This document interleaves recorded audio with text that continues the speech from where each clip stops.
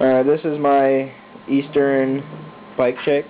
I have the Eastern Night Tramp frame, the Odyssey power ends in purple, Eastern 1-year bars, Shadow Conspiracy grips, Doug, and then the Alienation Access front rim.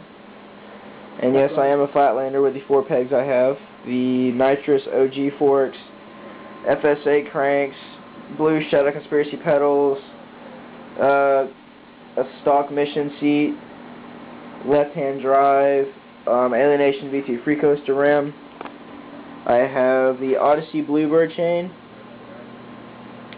I have a Colony bottom bracket and the Shadow Conspiracy hub guard up front, which you can barely see. And that's pretty much it, except for it is an awesome bike, except for the orange. It makes it look a little bit ugly and gross. And I also have the Aaron Ross tires. And Aaron Ross is bullshit. They don't ride out when they fucking ride through water. That's bullshit, niggas. I shouldn't say niggers, I'm sorry. Anyways, yeah, I'll do a bike check soon when I get my new bars. Thanks.